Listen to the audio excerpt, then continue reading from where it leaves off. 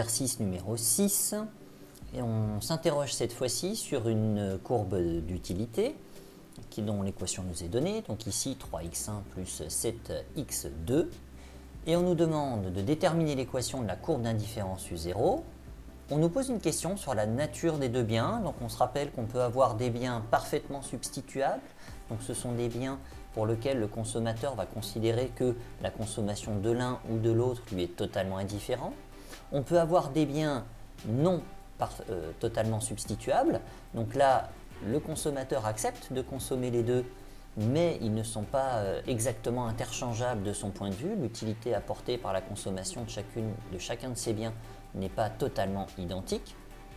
On peut aussi avoir des biens complémentaires. Donc là, ce sont des biens qu'on va consommer avec un rapport de consommation qui est constant. Donc on va avoir un certain ratio de consommation entre nos deux biens.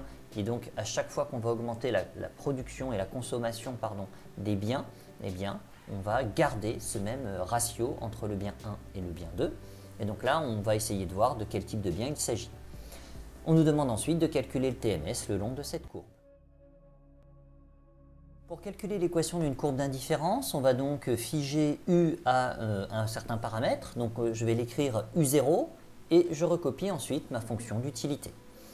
Alors ce que je vais chercher à faire ensuite, c'est à isoler x2 de manière à pouvoir écrire cette équation dans mes axes x1 et x2. Donc ici j'obtiens que 7x2 est égal à u0 moins 3x1. Et ce qui m'intéresse, ce n'est pas x2, ce qui m'intéresse, ce n'est pas 7x2, c'est x2. Donc je divise à droite et à gauche de mon égalité par 7 et j'obtiens x2 qui est égal à moins 3 septièmes de x1 plus u0 sur 7. Alors qu'est-ce que je reconnais avant d'aller plus loin? Je vois qu'ici j'ai la forme ax plus b, donc en fait j'ai une fonction affine. Ici u0 c'est un paramètre, c'est un nombre, 17, 27, 32.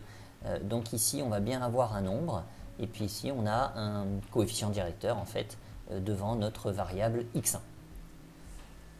Il s'agit donc bien de la fonction d'une droite qu'on va maintenant étudier. Alors première méthode, on cherche notre TMS, et finalement notre TMS c'est quoi? C'est la pente de la courbe d'indifférence. Or ici la courbe d'indifférence est une droite, donc en fait il suffit d'aller chercher le coefficient directeur de notre droite et on obtiendra le TMS. Donc ici notre courbe d'indifférence a pour coefficient directeur moins 3 septièmes. Alors on se rappelle que ici on va avoir un TMS qui est égal à l'opposé de la dérivée de x2 par rapport à x1. Donc la dérivée de x2 par rapport à x1 va me donner moins 3 septièmes, mon coefficient directeur, mais le TMS est égal à l'opposé de cette valeur. Donc ici, mon TMS serait égal à 3 septièmes. Je fais une petite vérification avec la deuxième méthode.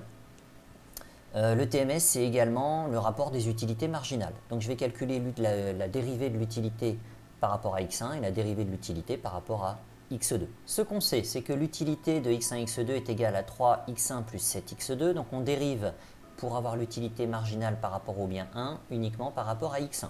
Donc la dérivée de cette fonction par rapport à x1 donnera 3. Et puis ensuite on fait la dérivée de cette fonction par rapport à x2. Donc ici on va dériver ce membre-là par rapport à x2 et on obtiendra 7.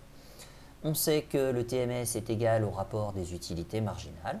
Et donc ici, on obtiendra bien 3 septièmes, résultat qu'on avait déjà obtenu ici. La conséquence, c'est quoi? C'est que mon TMS n'est absolument pas fonction des quantités consommées. On trouve en général un TMS qui est fonction de x1, et là, ce n'est pas le cas. On trouve un TMS qui est égal à un rapport fixe, 3 septièmes. Dans ce cas-là, ça veut dire que, quelles que soient les quantités déjà possédées de bien 1 et de bien 2, le rapport d'échange entre les biens 1 et 2 va toujours rester identique. La conclusion de ça, c'est donc que nos biens, du point de vue de notre consommateur, sont parfaitement substituables. Graphiquement, qu'est-ce que ça donne? Eh bien, on retrouve une courbe d'utilité qui n'est plus une courbe, mais qui est une droite. Donc, au lieu d'avoir la courbe qu'on a l'habitude maintenant de voir, on a ici une droite. Alors, ce qui évidemment ne doit pas être confondu avec la contrainte de revenu, attention, et ce qui évidemment va nous poser éventuellement des problèmes de résolution lorsque on voudra trouver l'équilibre du consommateur, puisqu'il faudra trouver un point qui est à la fois sur cette droite et sur la contrainte de budget.